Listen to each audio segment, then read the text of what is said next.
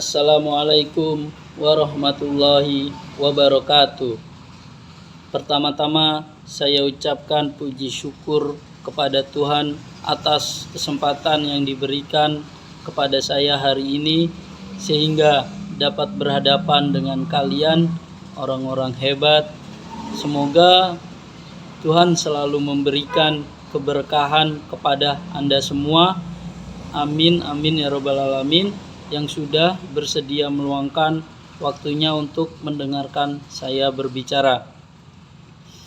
Hadirin yang terhormat dan berbahagia, kepada seluruh kepala sekolah dan Bapak Ibu guru SMA Kota Bekasi serta para peserta didik yang saya banggakan, pada kesempatan kali ini saya ingin menyampaikan sebuah pidato mengenai banyaknya tantangan di dunia pendidikan pada masa pandemi COVID-19 ini.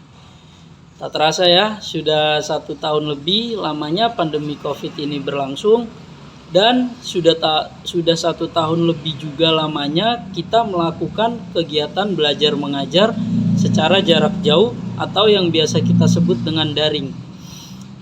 Banyak sekali dampak dari pandemi COVID-19 ini, terutama pada dunia pendidikan ya teman-teman semua. Hampir seluruh manusia di dunia terpapar dengan virus ini, terutama saat ini di Indonesia angka COVID-19 masih tinggi dan masih banyak yang terpapar virus COVID-19 ini. Penularan lewat kontak antar manusia yang tidak bisa dihindari merupakan penyebab terbesarnya COVID-19. Serta rumitnya penanganan wabah ini membuat para pemimpin dunia menerapkan kebijakan yang super ketat untuk memutus mata rantai penyebaran COVID-19 ini. Akhirnya social distancing, memakai masker, dan melakukan vaksin menjadi sebuah pilihan di Indonesia dalam menerapkan kebijakan pencegahan penyebaran COVID-19. Namun ternyata kebijakan social distancing ini berakibat fatal terhadap roda kehidupan manusia. Terutama masalah ekonomi pun yang paling terasa ya dampaknya. Selain itu juga bidang pendidikan pun ikut juga terdampak akibat pandemi dan kebijakan ini. Keputusan pemerintah yang mendadak dengan meliburkan atau memindahkan proses pembelajaran dari sekolah menjadi di rumah, serta ketidaksiapan lembaga sekolah melaksanakan pembelajaran daring menjadi faktor utama juga dari kekacauan ini.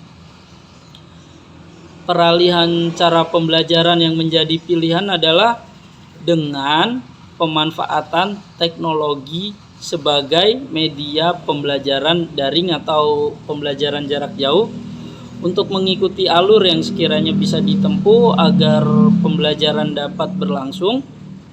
Penggunaan teknologi ini juga sebenarnya bukan tanpa masalah, tetapi justru malah banyak faktor yang menghambat terlaksananya efektivitas pembelajaran daring ini. Antara lain faktor tersebut yang pertama adalah penggunaan teknologi yang masih rendah. Memang harus diakui ya, bahwa tidak semua guru itu melek teknologi. Terutama guru-guru yang kelahiran tahun 1980-an itu mereka masih banyak yang belum melek tentang teknologi. Mereka bukan tidak bisa menggunakan teknologi. Hanya saja pada masa mereka penggunaan teknologi belum begitu masif seperti saat ini. Kemudian keadaan hampir sama juga dialami oleh para peserta didik. Tidak semua para peserta didik sudah terbiasa menggunakan teknologi dalam kehidupan sehari-harinya. Di beberapa sekolah pun masih banyak seperti siswa yang harus rebutan dalam menggunakan perangkat teknologi sebagai pendukung media pembelajaran. Karena keterbatasan sarana yang dimiliki oleh pihak sekolah menjadi faktor utamanya. Bahkan ada juga beberapa sekolah yang tidak mengenalkan apa itu teknologi pembelajaran. Nah, sedangkan faktor yang kedua yaitu keterbatasan sarana dan prasarana kepemilikan perangkat pendukung teknologi. itu juga menjadi faktornya, menjadi masalah tersendiri bagi para guru maupun bagi para peserta didik. Kemudian faktor yang ketiga itu ada pada jaringan internetnya.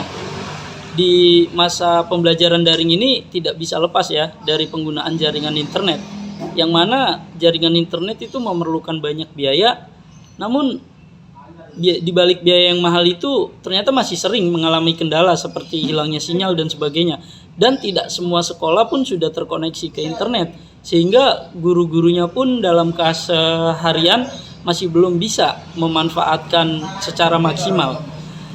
Kemudian dari kebijakan social distancing, akibatnya banyak peserta didik yang berhenti sekolah karena faktor-faktor yang saya sudah jelaskan itu tadi ya, para hadirin. Maka dari itu, dalam keadaan seperti sekarang ini, peranan orang tua sebagai sekolah pertama anak sangatlah dibutuhkan. Serta pemberian motivasi dari guru pun sangatlah penting untuk meningkatkan semangat belajar para peserta didiknya. Saya akan memberikan beberapa solusi untuk menangani dampak dari pandemi COVID-19 ini bagi dunia pendidikan. Solusi yang pertama menurut saya yaitu untuk menangani dampak pandemi bagi dunia pendidikan adalah dengan cara mempererat komunikasi antara guru dengan orang tua maupun dengan peserta didik. Contohnya seperti ini. Apabila ada peserta didik yang mengalami kendala pada perangkat elektronik, harap bagi para orang tua untuk menyuruh anaknya datang ke rumah gurunya. Itu semua dilakukan demi untuk mengikuti kegiatan pembelajaran, dan bagi para guru pun saya harap dapat menerima kedatangan peserta didiknya untuk mengikuti kegiatan pembelajaran demi mencerdaskan generasi penerus bangsa. Namun apabila guru yang mengalami kendala pada perangkat elektroniknya, diusahakan ya untuk guru tersebut memberikan informasi kepada ketua kelas untuk memberikannya tugas, atau jika guru tersebut tidak dapat memberikan informasi, maka saya harap ada inisiatif dari entah itu penanggung jawab maupun ketua kelas untuk datang ke rumah sang guru, tujuannya untuk menanyakan tentang bagaimana kegiatan pelaksanaan pembelajaran pada hari ini.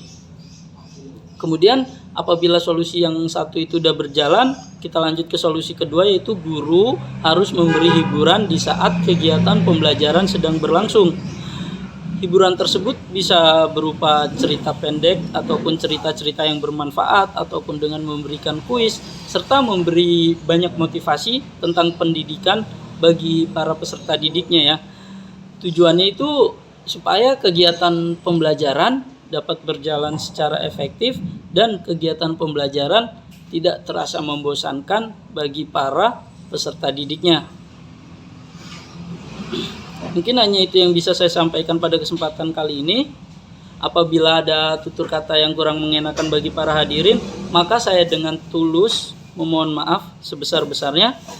Semoga pandemi ini cepat berlalu sehingga kegiatan pembelajaran dapat berjalan secara normal, dan semoga kita selalu diberi kesehatan, serta semoga apa yang saya sampaikan ini bermanfaat bagi kita semua ya. Lihat apa yang dikatakan, jangan lihat siapa yang mengatakan. Wassalamualaikum warahmatullahi wabarakatuh.